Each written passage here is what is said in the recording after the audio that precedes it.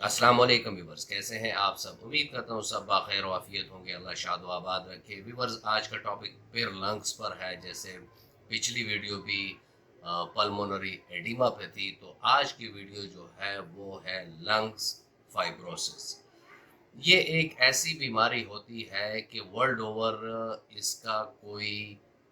Conventional medicine में या और तरीका इलाज में इसका कोई ख़ास इलाज नहीं है। और साइंटिस्ट का कहना है कि ये वक्तन फ़वक्तन बाज़ अवक़ात तो ये महीनों में इतना एडवांस हो जाता है कि पेशेंट मौत के मुंह में चला जाता है, और बाज़ अवक़ात ये थोड़ा टाइम ले लेता है, यानी साल के अंदर ही पेशेंट एक्सपायर हो जाता है।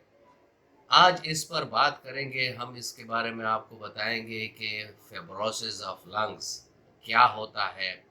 इसकी जो वजूहात हैं वो क्या होती हैं, और फिर होम्योपैथिक में इसका इलाज क्या होगा। लंग फाइब्रोसिस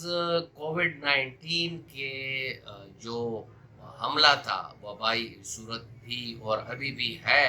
क्योंकि ख़बरें आ रही हैं कि केसेस कोविड 19 पॉजिटिव के आ रहे हैं, कोरोना पॉजिटिव केसेस आ रहे हैं। तो ऐसे में फिर लंग फाइब्रोसिस के केसेस कुछ ज़्यादा हो गए हैं,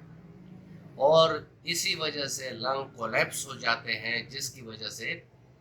बहुत सी अमवात ऑलरेडी हो चुकी हैं। वीडियो बहुत अहम है, इसको आप तवज्जो से देखें, ताकि अगर आप मेडिकल रिलेटेड हैं तो आपके पास इसकी नॉलेज होगी, आप आम लोग हैं तो आपके पास इसकी नॉलेज होगी, और आप अगर वो अलामात किसी रिश्तेदार में या अपने आप में आप देखें तो उसका आप बर वक्त उसको मशवरा इलाज का दे सकें। और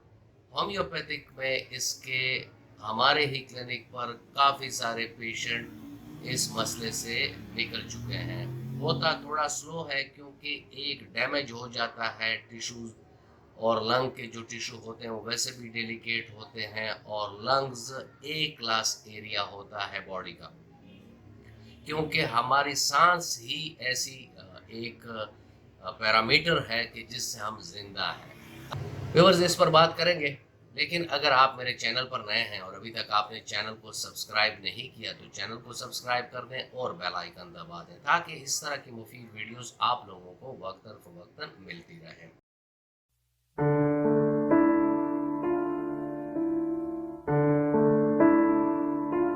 व्यूअर्स, पल्मोनरी फाइब्रोसिस या लंग्स फाइब्रोसिस, ये हमारे रिस्पायरेटरी ट्रैक का जो मेन आर्गन है लंग्स हैं, और फिर लंग्स के अंदर जो इसका फंक्शनल यूनिट है उसे एल्वोलाई कहते हैं, जहाँ गैसियस एक्सचेंज होता है और कार्बन डाइऑक्साइड हमारे जिस्म से बाहर निकलता है और ऑक्सीजन हमारे जिस्म के अंदर आता है। तो ये एक बहुत वाइटल रोल होता है लंग्स का, और इस प्रोसेस में लंग्स की एक इलास्टिसिटी होती है, यानी फूलने की सलाहियत होती है कि ये फूलते हैं और फिर अपनी जगह पर आते हैं। लंग्स फाइब्रोसिस में क्या होता है कि लंग्स पर स्कार्स से निशान से पड़ जाते हैं, और आहिस्ता आहिस्ता इन निशानात में सख्ती आना शुरू हो जाती है, हार्डनिंग जिसे कहते हैं। जब ये हार्डनिंग शुरू हो जाती है तो फिर लंग्स की जो एलास्टिसिटी है, जो लचक है, वो डे बाय डे कम होना शुरू हो जाती है, और आखिर में ये ख़त्म हो जाती है, और पेशेंट चला जाता है लंग्स कोलैप्स पर।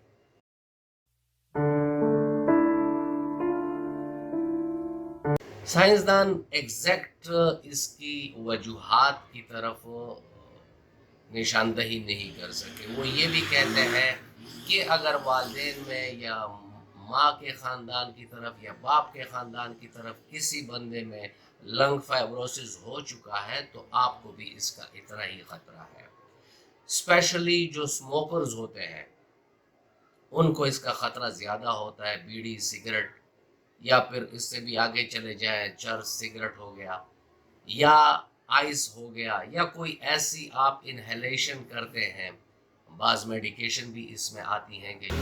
तो, या कोई बंदा है ऐसी फैक्ट्री में काम कर रहा है जहाँ बहुत डस्ट है, बहुत पॉल्यूशन है, और साथ में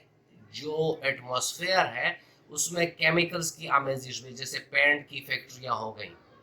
آئل ریفائنریز ہو گئی، مطلب اس طرح جہاں اسٹرانگ اسمیل بھی ہو اور ساتھ ساتھ اس میں پولوشن بھی ہو۔ اس میں سائنسدان یہ بھی بتاتے ہیں کہ جو لوگ عمر کے زیادہ ہوں، اور اسپیشلی پھر وہ کہتے ہیں کہ فائبروسس آف لنگ زیادہ تر مردوں کو ہوتا ہے عورتوں کے بنسبت، یعنی عورتوں میں ہوتا ہے لیکن کم ہوتا ہے، لیکن مردوں میں یہ مسئلہ زیادہ آتا ہے۔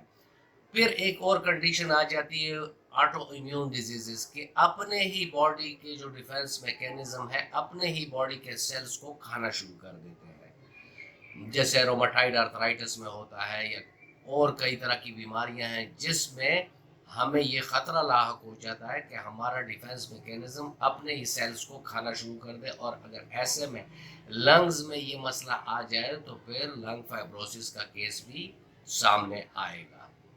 پھر ویور جو ایکس ریز مشین کے زیادہ آپریٹرز ہیں، یا ایسے لوگ جن کو کسی اور بیماری میں ریڈیشن تھیراپی ہوئی ہے، کینسر کی وجہ سے ان کو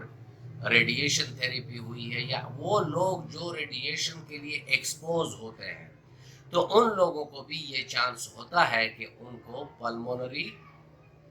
فائبروسس یا لنگ فائبروسس ہو جائے۔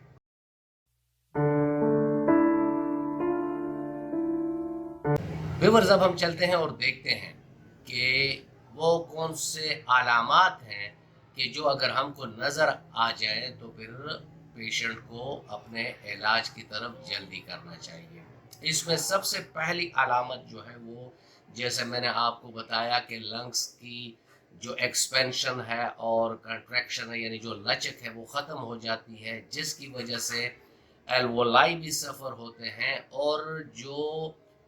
بریدنگ کا جو پروسیس ہے وہ انتہائی سفر ہوتا ہے۔ پھر اگر ایسے حالات میں آپ کو مریض نظر آئے کہ اس کو سانس کی تنگی کی تکلیف ہے، یعنی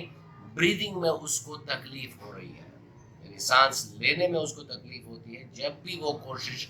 کرتا ہے کہ لمبا سانس لے یا کوشش کرتا ہے تو اس کے سینے میں بیچ میں سائیڈوں میں درد ہونا شروع ہو جاتا ہے، کسی بھی وجہ سے، اور وجہ نہیں ہوتی، نہ کھانے کی کمی ہوتی ہے، نہ کوئی اور مسئلہ ہوتا ہے، اور مریض کا وزن کم ہونا شروع ہو جائے۔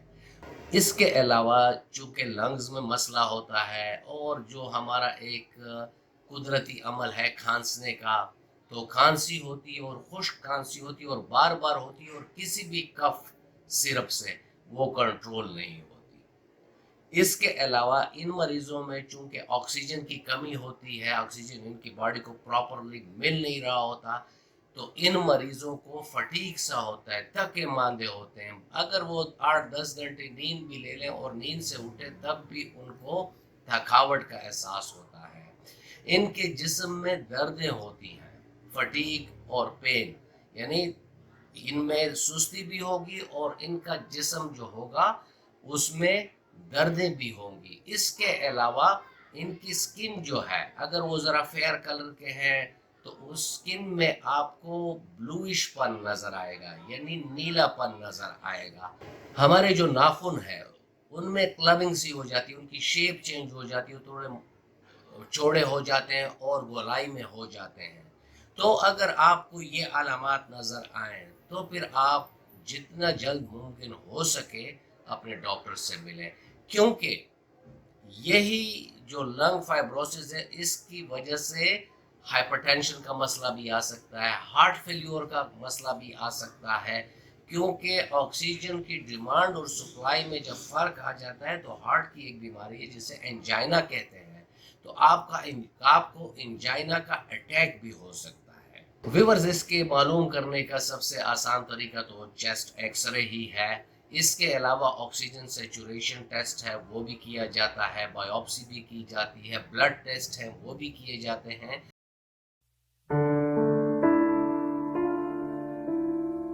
ویورز علاج میں اور ہومیوپیتھک کا لنگ فائبروسس میں رول جو ہے وہ بہت بہترین ہے، اور اس میں آپ کو چند ایک ادویات کی اگزامپل صرف دوں گا کہ جو اس میں کافی زیادہ یوز ہوتے ہیں، جیسے دم کشی اس کو ہو رہی ہے، سانس میں لینے میں تکلیف ہے تو کوکا کیو طاقت میں، اگر ایسے مریض کو آپ 5 قطرے 2-3 ٹائم دیں گے تو اس کی دم کشی جو ہے وہ بہت حد تک کم ہو جاتی ہے، اور جب سانس لینا آسان ہو جاتا ہے تو ریکوری ریٹ بھی بڑھ جاتا ہے۔ اس کے علاوہ ہماری دوسری ایک میڈیسن ہے، اسے برائیونیا البا کہتے ہیں۔ برائیونیا البا 30 طاقت میں لنگ فائبروسس کے لیے ایک بہت بہترین دوائی ہے۔ اس سے جو خشک کھانسی ہے اس میں بھی آرام ملتا ہے، سانس کی جو دقت ہے وہ بھی بہت حد تک ٹھیک ہونا شروع ہو جاتی ہے، اور جو فائبروسس کارز اور تھکنیس آف لنگز ہے اس میں بھی برائیونیا کا ایک بہت اہم رول ہے۔ اس کے علاوہ ہماری ایک اور دوائی ہے اسپیڈوسپوما کیو۔ یہ بہترین دوائی ہے لنگز کے لیے، بلکہ اس کو اگر ہم لنگ ٹانک کہیں تو اس میں کوئی اس طرح نہیں ہوگا کہ اس کو ہم بہت ہائی فائی بیان کر رہے ہیں۔ لنگز کے صحت کو بھی ٹھیک حالت کی طرف لانے کی کوشش کرتا ہے، اور ساتھ میں جو سکارز ہیں اور جو ہارڈننگ ہے اس کو بھی کم کرتا ہے، اور باڈی میں جو آکسیجن کی سکارسٹی ہے یعنی کمی ہے اس کو بھی یہ پورا کرتی ہے۔ تو ایسی حالت میں اسپیڈوسپوما کیو طاقت میں 5 قطرے مریض کو 2 گھنٹے کے بعد بھی دے سکتے ہیں۔ جیسے ہی علامات میں کچھ بہتری آتی ہے تو اس کو آپ دن میں 3 بار بھی دے سکتے ہیں۔ Half cup of boil water جو نیم گرم حالت میں ہو، تو ایسے میں مریض کو بہت فائدہ ہوتا ہے۔ اس کے علاوہ اینٹیمونیم آرسینکم 30 طاقت میں آپ ان مریضوں کو دے سکتے ہیں کہ جن کے لنگز میں ڈسٹرکشن ہو چکی ہو، یعنی اس میں کافی توڑ پھوڑ ہوئی ہو اور جو ایئر پیسیجز ہے وہ ڈیمیج ہو چکی ہوں، تو ایسی حالت میں کیلکیریا آرسینکم 30 طاقت میں 2 قطرے مریض کی زبان پر اگر آپ ڈالیں گے تو اس سے مریض بہت جلد صحت یاب ہو جائے گا۔ ویورز، یہ میں نے چند ادویات آپ کو ایگزامپل کے طور پر ادھر کوٹ کی ہیں، لیکن آپ ڈسکرپشن میں دیکھ سکتے ہیں کہ اس میں ہم نے آپ کو وہ اکثریت ادویات بتائی ہیں کہ جو آپ کے لنگ فائبروسس کے لیے علامات کے مطابق دینی ہوتی ہے ڈاکٹر کو، تو اس کو بھی آپ دیکھ سکتے ہیں۔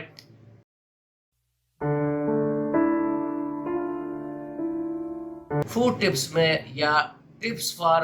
لنگ فائبروسس، یعنی اگر لنگ فائبروسس آپ لوگوں کو ہو چکا ہے، اللہ نہ کرے، تو اس میں آپ لوگوں نے کیا احتیاطیں کرنی ہے۔ اس میں سب سے پہلی احتیاط تو یہ ہے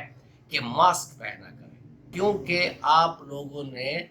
ڈسٹ اور کنٹیمنیشن اور اس ٹائپ کی چیزوں سے خود کو بچانا ہے۔ اگر سموکر ہے تو اسی دن سموکنگ کو کوئٹ کرے، کیونکہ سموکنگ اگر وہ جاری رکھے گا تو کوئی چانس نہیں ہے کہ وہ پیشنٹ ٹھیک ہو سکے۔ اس کے علاوہ کارڈ لیور آئل جو ہے اس کا دن میں 1-2 بار آپ استعمال کیا کریں، اس میں وٹامن ڈی بھی ہوتا ہے، یہ لنگز کے انفلیمیشن کو بھی ٹھیک کرتا ہے، اور ریسپریشن جو ہے یعنی سانس لینے کی جو عمل ہے اس کو بھی بہتر کرتا ہے۔ ساتھ میں سٹرس فروٹ، لیکن ایسے سٹرس فروٹ جس میں ترشی نہ ہو، قدرے میٹھے ہوں، تو اس کا استعمال بھی یہ پیشنٹ کر سکتے ہیں، کیونکہ اس میں بھی وٹامن سی وافر مقدار میں ہے، اینٹی آکسیڈنٹ ہے، اور پیشنٹ بہت جلد ریکور کر جاتا ہے۔ ویورز، یہ تھا ہمارا آج کا ٹاپک، اور میں امید کرتا ہوں کہ آپ کو اچھا لگا ہوگا۔ اگر آپ کو اچھا لگا ہے تو ویڈیو کو لائک کر دیں اور فرینڈ اینڈ فیملی ممبرز کے ساتھ اس کو شیئر کر دیں۔ ملتے ہیں کسی ایسی ہی اچھی ویڈیو میں، تب تک کے لیے اجازت، اللہ حافظ۔